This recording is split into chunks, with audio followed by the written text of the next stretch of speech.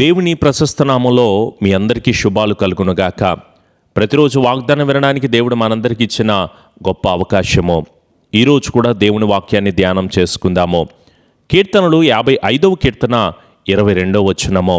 నీ భారము యెహోవా మీద మోపుము, ఆయనే నిన్ను ఆదుకొనును. Give your worries to the lord and he will care for you. Praise lord. ప్రతిరోజు కూడా అనేక రకాలైన బాధలు, అనేక ఇబ్బందులు, అనేక శోధనలు అనుభవిస్తూ వెళ్తూ ఉంటున్న మన జీవితంతో ప్రభు మాట్లాడుతున్న మాట, నీ భారము నా మీద వేయి. యేసయ్యే ఈ భూమి మీదకి వచ్చి ఆయన చెప్పారు కదా, ప్రయాసపడి భారం మోస్తున్న సమస్త జనులారా నా యొద్దకు రండి, నేను మీకు విశ్రాంతి కలుగు చేస్తాను. మరి మన భారాన్ని దేవుని మీద వేస్తున్నావా? నీకు నువ్వు మోసుకుంటూ వెళ్తున్నావు, నీ గురించి నువ్వే ఎక్కువ ఆలోచన చేసేసుకుంటూ ఉంటున్నావు. కానీ నీ భారం ఎప్పుడైతే దేవుని మీద వేస్తావో, నీ పనుల భారం కావచ్చు, నీవు రాస్తున్న ఎగ్జామ్స్ విషయం కావచ్చు, నీ చదువు కావచ్చు, నీ సీట్ కావచ్చు, నువ్వు ఉన్నతమైన స్థితికి వెళ్ళే ఆలోచన కావచ్చు, దేవుని మీద మనం భారం వేయడము మనం నేర్చుకోవాలి. నీ పాప భారము, నీవు చేసిన తప్పులన్నీ ఎవరు క్షమిస్తారు? నీ భర్తతో, నీ భార్యతో, నీ బిడ్డలతో, నీ తల్లిదండ్రులతో, నీ కుటుంబంతో చెప్పుకోగలవా? నేను ఇన్ని తప్పులు చేశాను, ఇన్ని పాపాలు చేశా, ఇన్ని అతిక్రమమైన కార్యాలు చేశా, మరి నన్ను క్షమిస్తారా అని ఈ భూమి మీద ఉన్న మనుషులకు చెప్పుకుంటే వాళ్ళేమీ మన పాప భారాలని తీసివేసే వాళ్ళు కాదు. మీరు అనుభవిస్తున్న మీ అపరాధ భారాలు, పాప భారాలు దేవుని దగ్గరికి వచ్చి, దేవా నన్ను క్షమించు అని అడిగితే, ఈ భారం ఆయన మీద వేస్తే ముందు మీరు తేలికవుతారు కదా. చాలామంది వ్యాధులతో బాధపడుతున్నారు. బీపీలతో, షుగర్లతో, కిడ్నీ సమస్యలతో, క్యాన్సర్ సమస్యలతో, అనేక చెప్పుకోలేని రోగాలతో, భయంకరమైన బాధతో బాధపడుతున్న మీ భారమును దేవుని మీద వేయండి. మీ ప్రతి వ్యాధిని, ప్రతి బాధను స్వస్థత కలుగు చేసేది దేవుడే. ఆయనే రోగములను కలుగు చేయగలిగిన వాడు, రోగములను మాన్పు చేయగలిగిన వాడు, గాయములు కట్టువాడు కూడా ఆయనే, స్వస్థపరిచేది ఆయనే కదా.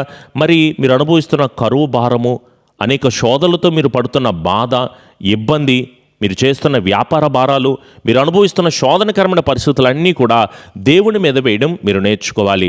కానీ మీరు ఎవరిని నమ్ముతారంటే, దేవుని మీద ఆధారపడడం అనేసి మనుషుల్ని ఎక్కువ నమ్ముతూ ఉంటారు.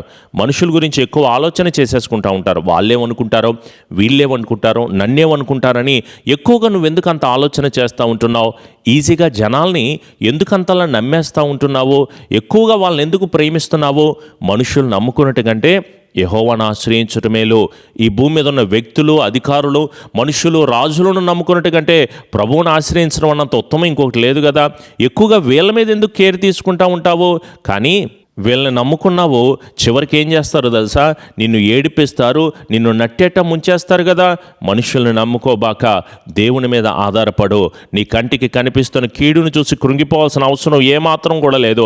ప్రతి కీడు వెనక నీ జీవితాన్ని మార్చే గొప్ప మేలు దాగి ఉంది, ఆశీర్వాదం ఉన్నదన్న విషయాన్ని మర్చిపోవద్దు. విశ్వాసంతో ప్రార్థన చే, దేవుణ్ణి ఎడల ఘనమైన కార్యాలు జరిగిస్తాడో, అద్భుత కార్యాలు ప్రభు దయచేస్తాడో. 12 సంవత్సరాల నుంచి ఒక తల్లి చాలా వేదన చెందుతుంది. మరి మీరెన్ని సంవత్సరాల నుంచి బాధపడుతున్నారు? అనేక సంవత్సరాల నుంచి కృంగిపోతున్నావు కదా, బాధను అనుభవిస్తూ ఉంటున్నావు కదా. ఆర్థిక ఇబ్బందులు, కుటుంబ సమస్యలు, జాబ్ గురించి, ఇల్లు గురించి, వివాహం గురించి, గర్భఫలం గురించి, 1, 2 కాదు, అనేక శోధనలతో బాధపడుతున్నావు కదా. ఈమె పడుతున్న బాధ నుంచి నేను యేసు దగ్గరికి వెళ్తాను, ఆయన దగ్గరికి వెళ్తే నాకు విడుదల కలుగుతుంది, సమాధానం కలుగుతుంది, కృప కలుగుతుంది అనే విశ్వాసంతో నిలబడి ప్రభు దగ్గరికి వెళ్తే ఆయన బాగు చేయలేదా? వస్త్రపు చెంగునైనా ముట్టుకుంటే స్వస్థపరచబడతాను అనే విశ్వాసంతో ఆయన దగ్గరికి వచ్చింది, విడుదల పొందుకుంది. నడుము వంగిపోయిన స్త్రీని ఆయన బాగు చేశాడు. 38 సంవత్సరాల నుంచి కోనేటి వద్ద పడి ఉన్న రోగిని దేవుడు బాగు చేశాడండి. అనేక మంది ఆయన యొద్దకు వచ్చి విశ్వాసంతో మొరపెట్టిన వారి మొరను దేవుడు అంగీకరించాడు కదా, ఆలకించాడు కదా. మరి నువ్వే భారాన్ని అనుభవిస్తున్నావు, మరి నువ్వే కష్టాన్ని అనుభవిస్తున్నావు. నీ భారము ఆయన మీద వేయి, ఆయన నీ భారములన్నింటినీ కూడా విడుదల కలుగు చేస్తాడు. ఆయన యొద్దకు వచ్చిన వారికి ఆయన సమాధానమును అనుగ్రహిస్తారు కదా. చాలామంది దిగులు పడుతూ, బాధపడుతూ, వేదన చెందుతూ ఉంటున్నారు. నువ్వేమంత కలవరపడాల్సిన అవసరం ఏమాత్రం కూడా లేదు. నీ భారమును వెయ్యమంటుంది జీవము కలిగిన దేవుడే, మనుషులు కాదు కదా. నీ భారాన్ని మోస్తామని చెప్తారు, నీకు తోడుగా ఉంటాను, నేను చివరి వరకు సహాయం చేస్తానంటారు. మనుషులు మధ్యలోనే వదిలిపెట్టేస్తారేమో. మనుషులను నమ్ముకోబాక జీవము కలిగిన దేవుని మీద విశ్వాసం ఉంచో. నీ కన్నిటిని ఆనందంగా మార్చేది దేవుడని, నీ నిందలను దీవెనగా మార్చేది, నీ అవమానాన్ని ఆశీర్వాదకరంగా నడిపించేది, నీ కష్టాన్ని సంతోషంగా దేవుడు మార్చేది. నీవు పడుతున్న ప్రతిరోజు ఏడుస్తూ కన్నీరు గారుస్తూ మాటలు కూడా రావట్లేదు పాస్టర్ గారు, ఈ బాధలో నేను చాలా కృంగిపోతాను అనుకుంటున్నావు కదా, నీ కన్నిటిని సంతోషంగా దేవుడు మారుస్తాడు. నీ జీవితంలో అద్భుతాలు జరుగుతాయి, నీ కుటుంబంలో స్వస్థతలు జరుగుతాయి. బలమును కలుగు చేసేది, కృప చూపించేది, ఆదరించేది, ఆశీర్వదించేది దేవుడే కదా. దేవునికి మీ హృదయం ఇవ్వడం నేర్చుకోండి.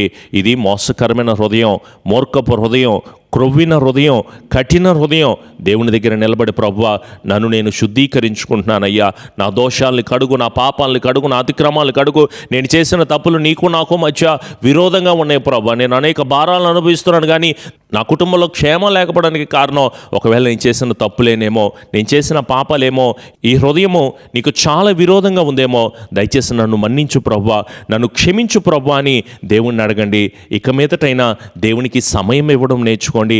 దేవుని మందిరానికి వెళ్ళండి, దేవుని సన్నిధిలో గడపండి. యాకోబు అంట సమయాన్ని ఇచ్చాడంటే దీవెన పొందుకున్నాడు. ఏసావు ఏం చేశాడు? దేవునికి సమయం ఇవ్వలేదు. ఏం పొందుకున్నాడు? శాపగ్రస్తమైన బ్రతుకునే పొందుకున్నాడు కదా. డబ్బు సంపాదించుకోవడానికి సమయం ఉంది, కట్టుకోవడానికి, కొనుక్కోవడానికి, అమ్ముకోవడానికి, చాలా విషయాలకి సమయం ఉంది, కానీ దేవునికి సమయం ఇవ్వలేని మనుషులుగా మనం ఉంటున్నాం.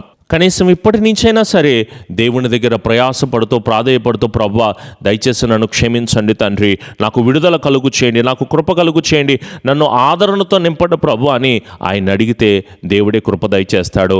గద్దింపు నీ గుణాన్ని మారుస్తుంది, ప్రార్థనని ప్రవర్తన మార్చుది. వాక్యం వినో, అది నీ జీవితాన్ని మారుస్తుంది. దేవుని స్తుతించు, అది నీ స్థితిగతులను మారుస్తుంది. నీతిగా నిలబడో, యథార్థంగా నిలబడో, దేవుడు గొప్ప కార్యాలు జరిగిస్తాడో, ఘనమైన కార్యాలు నీ జీవితంలో, నీ బ్రతుకులో ఉన్నతమైన కృపణించి నడిపిస్తాడో. నువ్వెక్కడైతే అవమానించబడుతున్నావో, ఎక్కడైతే బాధపడుతున్నావో, రెట్టింపు ఘనతనిచ్చి సంతోషముతో సమాధానముతో నింపే దేవుడు ఉన్నాడో. మన బ్రతుకును మార్చగలిగింది కేవలము వాక్యం మాత్రమే, జీవము కలిగిన దేవుడు మాత్రమే. ఆయన మీద ఆధారపడదాం, ఆయననే ఆశ్రయంగా చేసుకుందాం. ప్రభువా నన్ను నడిపించు అని ఆయన అడిగితే, నేను నిన్ను మరువను అంటున్నావు. ఒంటరిగా కూర్చుని వాక్యాన్ని వింటున్నావు కదా. బాధలన్నీ దేవునితో చెప్పుకుంటున్నానండి, ప్రతిరోజు నేను ఏడుస్తూ కన్నీరు గారుస్తూ ఈ వాక్యాన్ని మిస్ అవ్వట్లేదు పాస్టర్ గారు, ప్రార్థన చేయడం వదిలిపెట్టట్లేదు అనుకుంటున్నావేమో.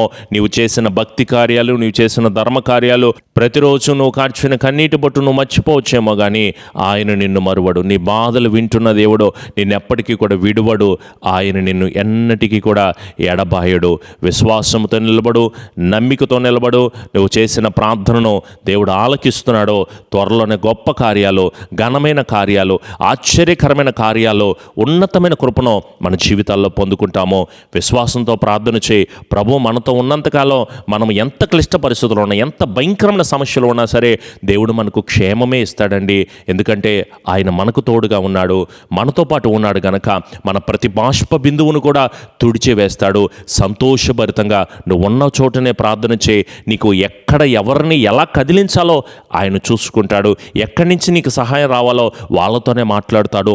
పట్టుదల కలిగి ప్రార్థించు.